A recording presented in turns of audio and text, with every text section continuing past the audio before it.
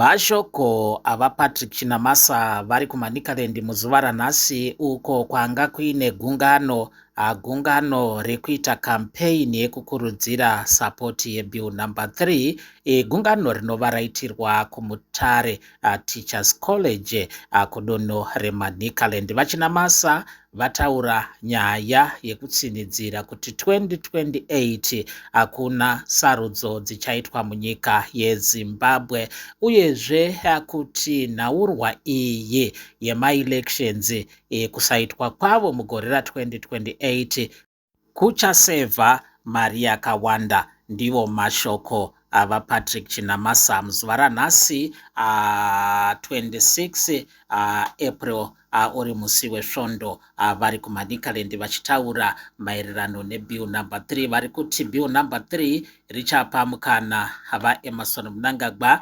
wekuenderera mberi nekuunza shanduko nekuunza budiriro munyika yeZimbabwe.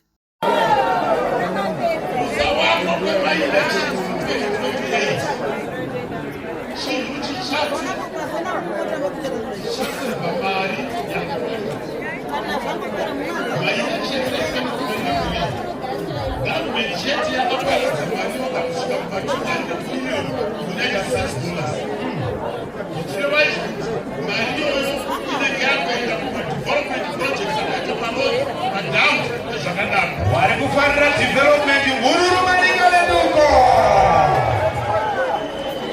Ndakafunga kuti hurumende yakapedza kupa 200 million kusisi mapolitical parties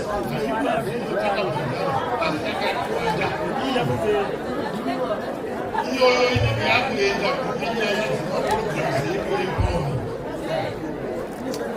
Ndo zvakanakira legislature irikutaura iri mubhimu. Chechipiri asara ichocho vari kufarira bill number 3 bururuka. Asi ndinoda kuti ndotore mafurashmanana kuti tinatozwisisa kuti bill number 3 racho rinomotaura kuti vane nzeve teererai.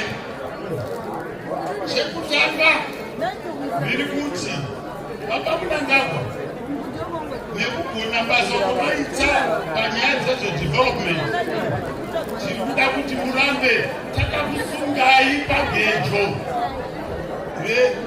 redevelopment kusvika 2030. Ndochekutanga ichocho vari kufarira baba Mnangagwa to 2030 and beyond. Blakati ngatione iwe.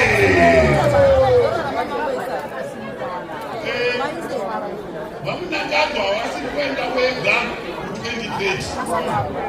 Vane vakatsigirwa neparamende varipo zvino nemakansela varipo zvino. Vose vari kuenda ku2030 vakatsigira vaMnangagwa. Hururu nemuridza Manicaland.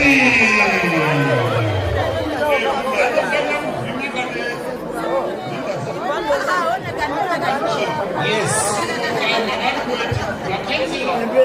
Member of Parliament, President,